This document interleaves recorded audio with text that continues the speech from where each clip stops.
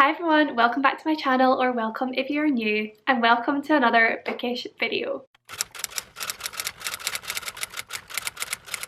So today I thought I'd give you some recommendations for fast-paced books that will get you out of a reading slump.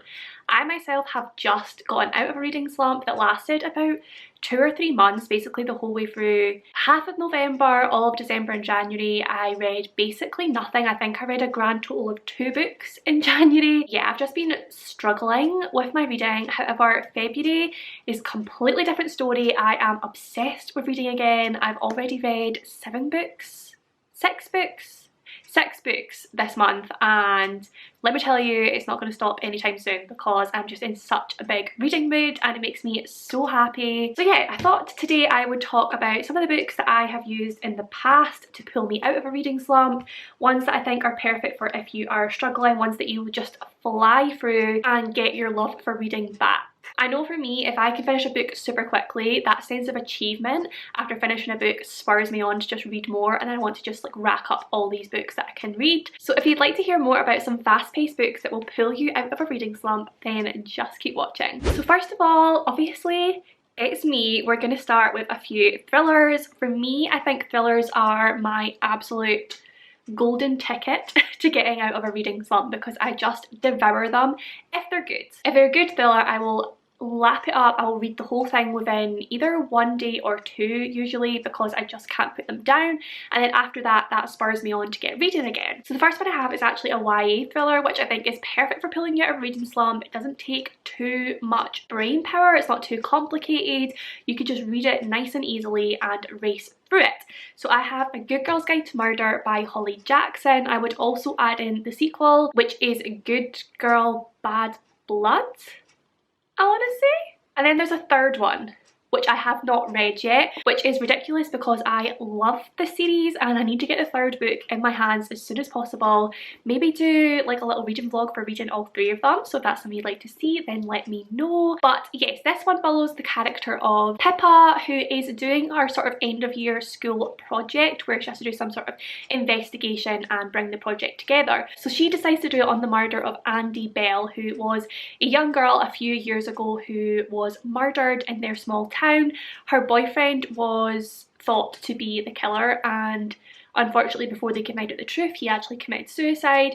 But there are lots of people in this town who don't believe he was actually the killer, so Pippa sets out for her project to find out who the real killer is. Now, obviously she is a naive young schoolgirl, she doesn't realise the danger that she's going to get herself into along the way.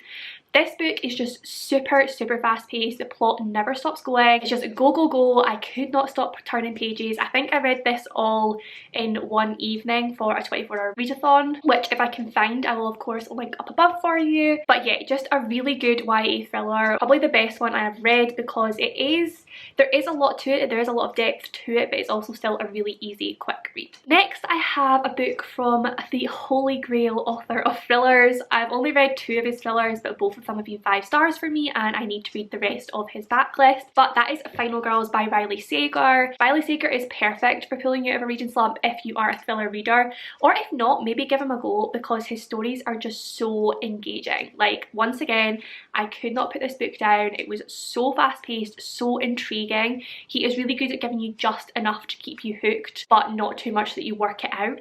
I never work it out with these books. But basically in this book we have 3 girls who are known as the Final Girls. They have all escaped like massacres of their own over the years and the media brands them the Final Girls.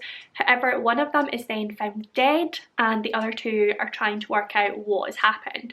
So we are following Quincy. She is the main character and she survived a massacre when she was younger. One of the most intriguing things about this book is that she has a lot of holes when it comes to her memory of what happened that night. So she is an unreliable narrator, one of my favourite tropes.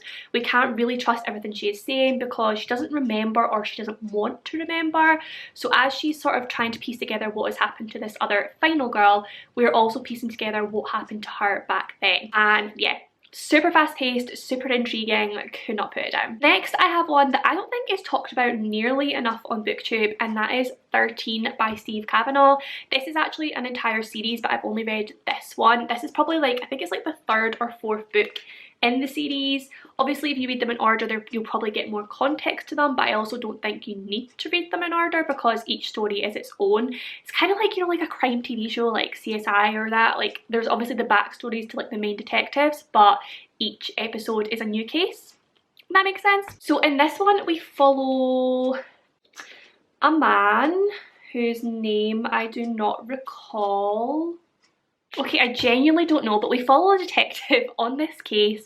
Each book in the series is about him and his life progressing while he works on these cases. So in this one, he is trying to convict a serial killer, work out who he is. But the most interesting thing about this book is that we get his perspective and we also get the killer's perspective. And the killer somehow manages to get himself onto the jury for this murder trial in which he is actually the killer.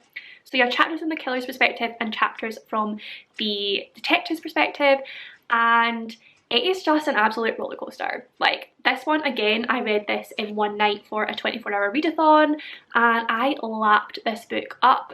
My favourite thing about this is that you get the killer's perspective. I just find that so interesting, and it's so well done in this that you still can't work out who he or she is, but you're still following their perspective, if that makes sense. So if anyone knows any more recommendations in which we get the killer's perspective, please let me know because I absolutely love that about this book. Okay, next I have one that you might find a little bit surprising for a pull you out of a reading slump video, but that is Battle Royale by Kashun Takami.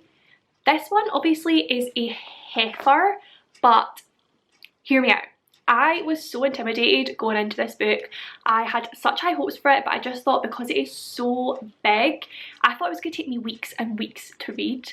And I'm not going to lie, the first couple of chapters, it does take you a bit of time to get into it. You're getting all of these names thrown at you, but never fear, you do not have to remember all the names. The main characters quickly reveal themselves. This one I read within a couple of days because I could not put it down.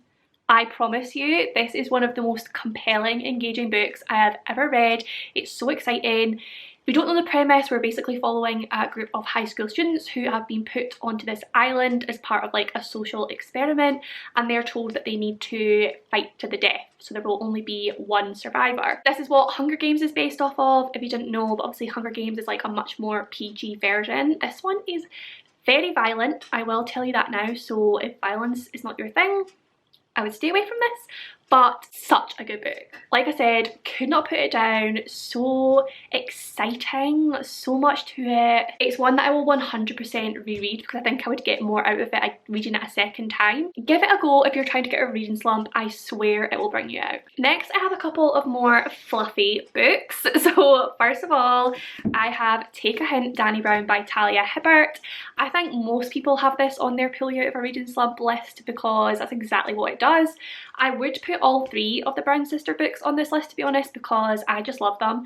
But I think the second one is the one that I read the quickest and the one that I just could not put down. I actually read this one first and then I read the other two, but it doesn't really matter too much what order you read them in. Again, you will have more context for each one if you know about the sisters, but they're all their own love stories, so it doesn't really matter. This one is a fake dating romance and I love that trope so much, and this one is probably one of the best ones I have seen.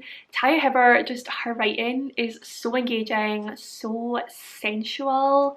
There is a lot of smut in this, but it is like good smut, like good smut. We follow Danica Brown, who is a school professor tutor type woman. She is very strong, confident, bisexual woman, but she is not in the market for romance or a relationship of any kind. She just wants her needs taken care of. That's basically it. And then Danny gets stuck in an elevator during a fire drill, I believe, and the hunky security guard that sits at the desk reading romance books all day is the one who comes to save her, picks her up and carries her out of the building. And there's a video of this that goes viral, and because of that, Zaf, the security guard, he is trying to get his like charity project up and running. I believe it's like a anxiety type thing for rugby players. if I remember rightly, because there's really good mental health rep in this. And because this video is going viral, he begs Danny to sort of buy in to this fake romance in order to keep this alive and continue to get more like promotion for him. So they fake date in public, and Danny has a plan to seduce Zaf behind the scenes. But Zaf is a romantic, as can be seen from his reading taste, and he's not having this. So while Danny is trying to seduce him, Zaf is trying to like romanticize her. And it's just so good. There's so much witty humour in this. Like, Talia Hibbert is the queen of witty humour. She does it so well. It's so sexy. It's fun. Yeah, you just will not want to put it down and you will fall in love with the characters. Next, I have The Black Flamingo by Dean Atta. This one is written in verse, which is another top tip I would have for pulling out of a reading slump, because you read them so fast. That sense of achievement, as I said before, spurs you on to keep reading. This one is the most beautiful coming of age story. We follow Michael in this one as he gets involved in drag, and through that finds his identity, explores his sexuality, all of those good things that we all have to deal with as young people. But this is just done so beautifully. It is quite an emotional read, but in the best way. It leaves you crying happy tears at the end, and because it is written in verse and because it's so engaging, you will read it within like what, like an hour or two tops. So yeah, would highly recommend that, and many other books written in verse. And finally, I have one, again, will probably be on most people's pull you out of a reading slump list. It is a graphic novel, which again is one of the perfect things to read if you need to pull yourself out of a reading slump, because you will devour it. And the one I have is Heartstopper, of course, by Alice Oseman. I would add all of the series to this, because after you've read the first one, you'll probably want to go straight on to the second and the third and the fourth. In this one, we follow Charlie and Nick, who are at the same high school. Charlie is out as gay at high school, and Nick is just sort of discovering what his sexuality might be, and they meet, they fall in love. It's adorable. You will devour it. You will smile like the biggest smile of your life as you're reading it. I look like an absolute crazy person just reading it like the whole way through. So if you want to be happy and you want to pull yourself out of a reading slump, please pick up this book. So those are some of my recommendations for books to pull you out of a reading slump. They're all super fast paced, super exciting, intriguing, engaging, ones that you just will not want to put down. I think I read all of them maximum within like 2 or 3 days, because I just didn't want to put them down. I could have read all of them within 1 day if I'd had the chance, because they're just that good. But that is it for this video. I hope you got some good recommendations from that. If you are struggling with reading slump at the minute, please do pick one of those up and let me know if it works. If you did make it to the end of this video, then pop the flamingo emoji down below. Obviously for The Black Flamingo by Dean Atta, because it is the book on the top of my pile, just to let me know that you made it to the end of this video and that you enjoyed your time here. But as always, if you did enjoy this video, then do please give it a big thumbs up, subscribe for more bookish content from me, comment down below with any of your thoughts and feelings. I do reply to every single comment. I love you all, and I will see you in my next one.